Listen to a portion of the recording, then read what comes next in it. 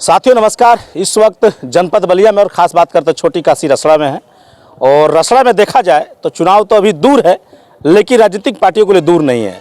27 की जो सरगर्मियां हैं वो खासतर बलिया रसड़ा में बढ़ती हुई नज़र आ रही है। वो चाहे किसी भी दल से लोग हों, समाजवादी हो या फिर सुहेलदेव भारतीय समाज पार्टी हो, बीजेपी के हो, हालांकि सभी पार्टियों ने अपना दमखम लगाना शुरू कर दिया है। हालांकि बात करेंगे सुहेलदेव भारतीय समाज पार्टी को लेकर, पूर्वांचल में जिस तरह ओपी राजभर यानी प्रियंका चाचा का जलवा कायम दिखाई दे रहा है, उनकी पार्टी जिस तरह भूचाल मचा रही है, यानी बिहार हो या फिर पूर्वांचल का कोई भी हिस्सा हो, प्रदेश का कोई भी हिस्सा हो, हर जगह पीला झंडा दिखाई दे रहा है और अपना मजबूती से अपनी बातों को रख रहे हैं। हालांकि देखा जाए तो काफ़ी चर्चे में रहते हैं। इन दिनों उनका एक वीडियो और फोटो जो कि कहीं ना कहीं पोस्ट होता हुआ नजर आ रहा है अलग अलग प्लेटफॉर्मों पे, वो योगी जी के साथ, मोदी जी के साथ और कहीं ना कहीं गृह मंत्री अमित शाह जी के साथ नजर आ रहे हैं। हालांकि अभी जातीय जनगणना को लेकर काफ़ी चर्चा में दिखाई दे रहे थे।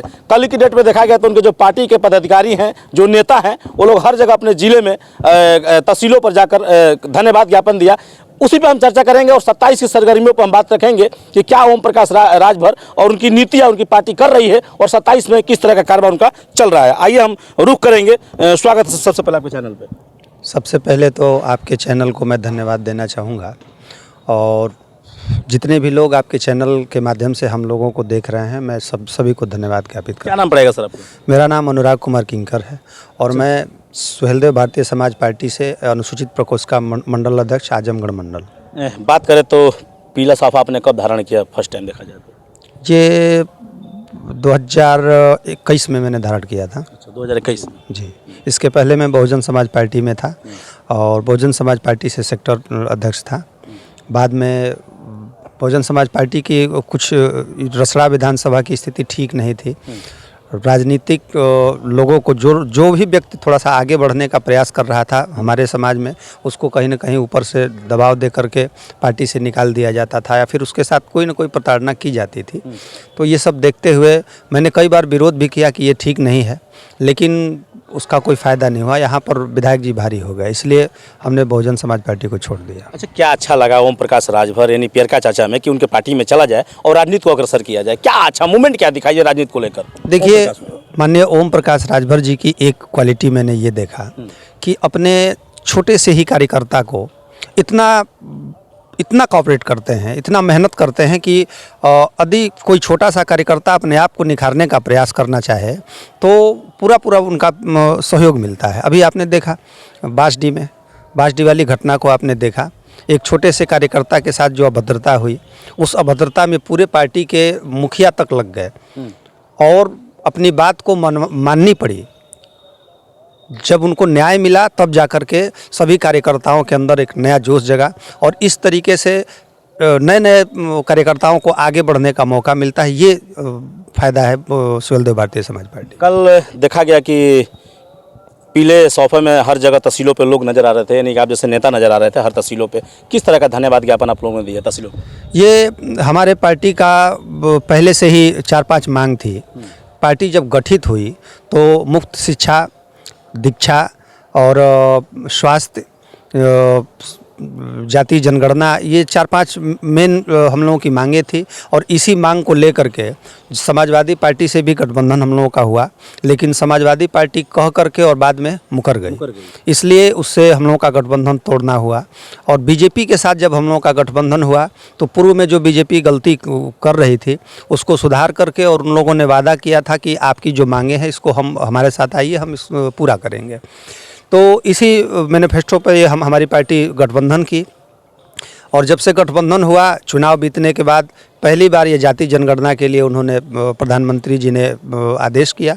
इसलिए उनको धन्यवाद देने के लिए माननीय इस प्रदेश के मुख्यमंत्री आदित्यनाथ योगी जी और प्रधानमंत्री आदरणीय नरेंद्र मोदी जी को हम लोगों ने तहसील रसड़ा एसडीएम साहब के माध्यम से धन्यवाद ज्ञापित दिया। देखा जाए तो जातीय जनगणना को लेकर आपके नेता का बहुत संघर्ष रहा है ओम प्रकाश राजभर को। कई मंचों से अभी विधायक नहीं थे, पार्टी बहुत कमज़ोर थी, तब से इस मसले को उठाते थे कि जाति जनगणना होना चाहिए, शराबबंदी भी होना चाहिए और लोगों को न्याय मिलना चाहिए। जो पिछड़े हैं, जो दलित के लोग हैं या फिर पिछड़े समाज से जो भी कैटेगरी के लोग आते हैं, इन्होंने आवाज़ बुलंद किया। और लेकिन देखा जाए तो काफ़ी लंबे समय के बाद ये संघर्ष रहा उनका कि जाति जनगणना पर आवाज़ आई है और कहीं ना कहीं उनके पक्ष में मैटर दिखाई दे रहा है। क्या कहेंगे?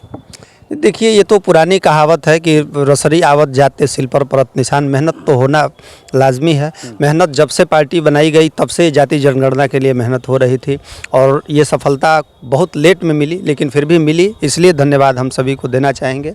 जाति जनगणना से देखिए, आज के डेट में हर समाज के हर वर्ग को, जो वंचित लोग हैं, जैसे एसी कास्ट में अनेकों जातियां हैं, धोबी, कुर्मी, खटीक, पासी, ये जितने लोग हैं, ये लोग आरक्षण से वंचित हो जाते हैं। इसलिए जब जाति जनगणना होगी तो हर बिरादरी के लोगों की संख्या जिसकी जितनी संख्या भारी, उसकी उतनी हिस्सेदारी, इसको बराबर हिस्सेदारी उसके हिसाब से दिया जा सकता है। अभी हाल ही में उपचुनाव को हुआ, क्या कहेंगे उस तरह जिस तरह आप लोग को कहीं ना कहीं एक देखा जाए सफलता जो मिली है? उपचुनाव में तो अब आप देख चुके हैं, उपचुनाव की स्थिति हमारी पार्टी के कार्यकर्ताओं का जोश आपने देख लिया। हम लोगों के राष्ट्रीय प्रमुख सचिव आदरणीय अरविंद राजभर जी, बड़े भैया ने हुंकार भरी थी कि यहाँ से चुनाव हम लोग जीतेंगे। हम लोगों ने दमखम लगा दिया और वहाँ से चुनाव हम लोग जीत गए। अब ये आगे का रास्ता आप लोग समझ सकते हैं कि 2027 में क्या होने वाला है। पंचायत चुनाव का मैंने देखा कि कई बार आपके कार्यालय पे मीटिंग देखा जा रहा है, पंचायत चुनाव को लेकर काफ़ी फोकस पार्टी कर रही है। क्या लग रहा है इस बार बड़े सैलाब की तैयारी है क्या पंचायत चुनाव को लेकर?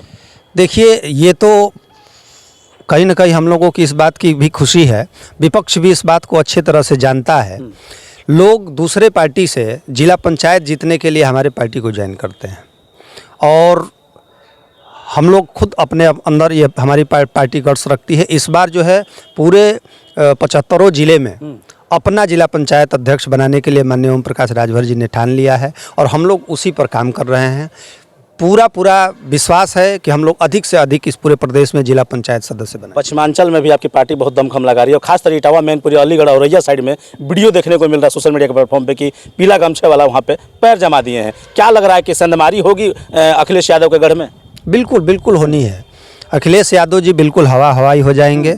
जिस तरीके से हमारी पार्टी काम कर रही है, जिस तरीके से हमारे कार्यकर्ता काम कर रहे हैं, मैं सभी कार्यकर्ताओं को धन्यवाद देना चाहूँगा। कम समय में इस पार्टी को जहाँ तक इन लोगों ने पहुँचाया, गांव-गांव में अपनी योजना को लोगों को बताया, उसका लाभ लोगों को दिलवाया, इसलिए हम लोगों के साथ लोग जुड़ते जा रहे हैं और ऐसा ही चलता रहा तो ये क्लियर है कि 2027 में अखिलेश यादव हवाई हो जाएंगे। पहले वीडियो के माध्यम से लोग देखते थे कि पियर का गमछा वालों को पीला मेंगूचा वगैरह, कुल दारूबाज, मतलब राजभर समाज की पार्टी ओनली फॉर ये शब्द आता था। लेकिन आज की डेट में देखा जाए तो काश्यप है, रजवार है, राजवंशी है, बड़ी जातियाँ हैं, छोटी जातियाँ हैं, पिछले लोग हैं, दलित समाज के लोग हैं, तमाम जो कि राजधोप पता नहीं कितनी 27 उपजातियाँ सब जुड़ रही हैं, बिहार से लगाई उत्तर प्रदेश तक।